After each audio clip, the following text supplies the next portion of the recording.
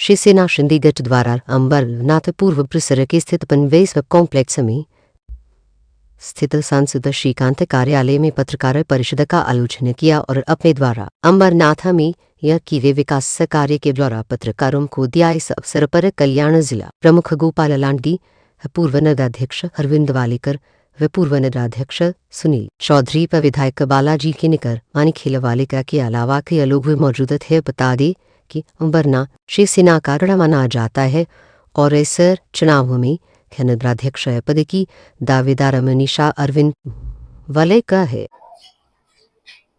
शिवसेना मुख्य नेते एकनाथजी शिंदे साहेब, खासदार डॉक्टर श्रीकांत शिंदे साहेब यांनी ऑलरेडी आपल्या शहरामध्ये प्रचाराचे एक रणधुमाळी आणि एक पूर्ण पॉझिटिव्ह वातावरण त्यांनी केलं होतं। परंतु काही कारणास्तव 10 दिवस पुढे गेली आणि जरी पुढे गेले असले तरी आमचे शिवसैनिक पुन्हा जोमाने सर्वच पदाधिकारी, सर्व आमचे कॅन्डिडेट पुन्हा जोमाने या ठिकाणी पूर्ण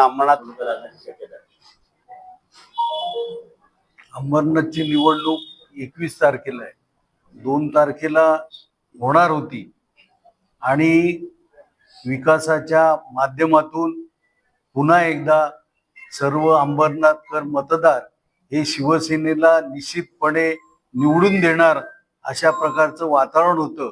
परंतु कोर्टाच्या कारण उपस्थित करून ती निवडणूक पुढे ढकलली। परंतु लोकांना हेवे दाव्यापेक्षा, खोट्या आरोपापेक्षा विकास हवा असतो आणि म्हणूनच गेली 25 वर्ष अंबरनाथच्या मतदारांनी शिवसेनेला सातत्याने सत्ता दिलेली आहे आणि त्यामुळेच या अंबरनाथ शहराचा विकास झालेला आहे। आजूबाजूच्या मोठ्या शहरांपेक्षाही अंबरनाथचा विकास निश्चितपणे